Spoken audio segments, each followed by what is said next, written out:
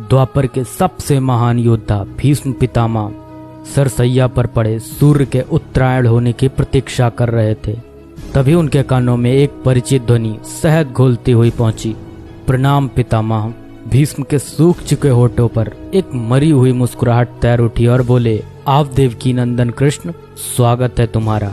मैं बहुत देर से तुम्हारा ही स्मरण कर रहा था। कृष्ण बोले, क्या कहूँ पितामह, अब तो यह भी नहीं पूछ सकता कि कैसे हैं आप। भीष्म पितामह चुप रहे, कुछ क्षण बाद बोले, कुछ पूछूं के सब, बड़े अच्छे समय से आए हो। संभवतः शरीर छोड़ने के पूर्व मेरे अनेक भ्रम समाप्त हो जाएंगे। कृष्ण बोले, कहिए ना पितामह। भीष्म पितामह ने कहा, एक बात बताओ कृष्ण, तुम तो ईश्वर हो ना। कृष्ण ने बीच में ही टोका और कहा, नहीं पितामह, मैं तो आपका पौत्र हूँ, ईश्वर नहीं। भीष्म उस घोर पीड़ा में भी ठहाके लगाकर हंस पड़े और बोले, कृष्ण, मैं अपने जीवन का स्वयं कभी आकलन नहीं कर पाया। संभवतः नहीं जानता कि अच्छा रहा या बुरा, पर अब तो इस धरा से जा रहा हूँ कन्हैया, अब तो ठगना छोड़ दो। कृष्ण भीष्म पितामह के थोड़ा करीब आए और उनका हाथ पकड़कर बोले, कहिए पितामह, क्या पूछना चाहते हैं आप। भीष्म पितामह बोले, एक बात बताओ कन्हैया, इस युद्ध में जो हुआ वो ठीक था क्या। कृष्ण ने कहा, किसकी ओर से पितामह, पांडवों की ओर से या कौरवों की ओर से। भीष्म पितामह ने कहा, कौरवों के कृत्यों पर चर्चा का तो कोई अर्थ ही नहीं रहा कन्हैया, पर क्या पांडवों की ओर से जो हुआ वो सही था। आचार्य द्रोण का वध, दुर्योधन की जंघा के नीचे प्रहार, दुशासन की छाती का चीरा जाना, जयद्रथ के साथ हुआ छल, निहत्थे कर्ण का वध, यह सब उचित था क्या। कृष्ण ने कहा, इसका उत्तर मैं कैसे दे सकता हूँ पितामह, इसका उत्तर तो उन्हें देना चाहिए जिन्होंने यह किया। उत्तर दे दुर्योधन का वध करने वाले भीम, उत्तर दे कर्ण और जयद्रथ का वध करने वाले अर्जुन।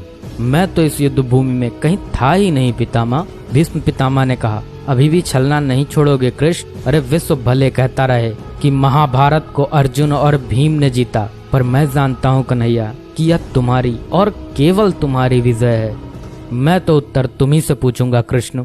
भीष्म पितामह के इतना कहते ही कृष्ण थोड़ा गंभीर स्वर में बोले, तो सुनिए पितामह, कुछ बुरा नहीं हुआ, कुछ अनैतिक नहीं हुआ, वही हुआ जो होना चाहिए। भीष्म पितामह ने कहा, या तुम कह रहे हो कि सो मर्यादा पुरुषोत्तम राम का अवतार कृष्ण कह रहा है। यह छल तो किसी युग में हमारे सनातन संस्कारों का अंग नहीं रहा, फिर यह उचित कैसे हुआ।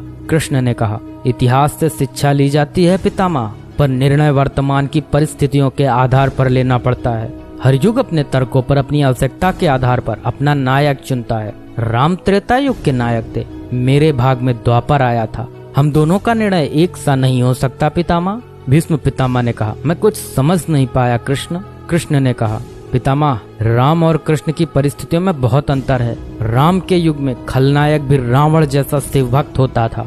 तब रावण जैसी नकारात्मक शक्ति के परिवार में भी विभीषण जैसे संत हुआ करते थे। तब बाली जैसे खलनायक के परिवार में भी तारा जैसी विदुषी स्त्रियां और अंगद जैसे सज्जन पुत्र होते थे। उस युग में खलनायक भी धर्म का ज्ञान रखता था, इसलिए राम ने उनके साथ कहीं छल नहीं किया।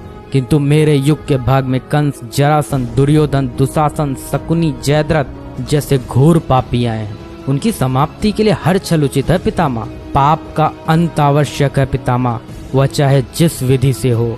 भीष्म पितामह ने पुनः प्रश्न किया, तो क्या तुम्हारे इन निर्णयों से गलत परंपराएं नहीं प्रारंभ होंगी केशव। क्या भविष्य तुम्हारे इन छलों का अनुसरण नहीं करेगा, और यदि करेगा तो क्या यह उचित होगा। कृष्ण ने कहा, भविष्य तो इससे भी अधिक नकारात्मक आ रहा है पितामह। कलयुग में तो इतने से भी काम नहीं चलेगा, वहाँ मनुष्य को कृष्ण से भी अधिक कठोर होना होगा, नहीं तो धर्म समाप्त हो जाएगा।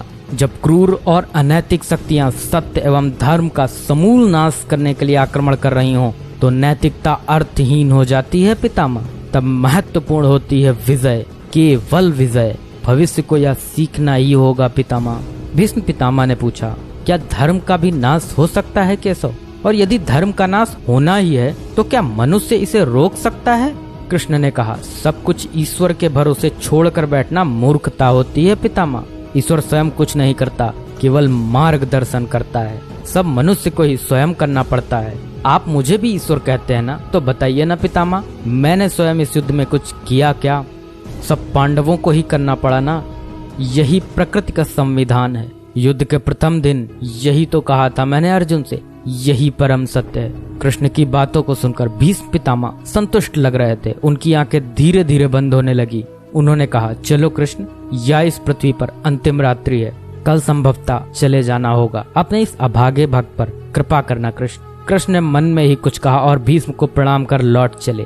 पर युद्ध भूमि के उस डरावने अंधकार में भविष्य को जीवन का सबसे बड़ा सूत्र मिल चुका था। जब अनैतिक और क्रूर शक्तियां सत्य और धर्म का विनाश करने के लिए आक्रमण कर रही हों, तो नैतिकता का पाठ आत्मघाती होता है।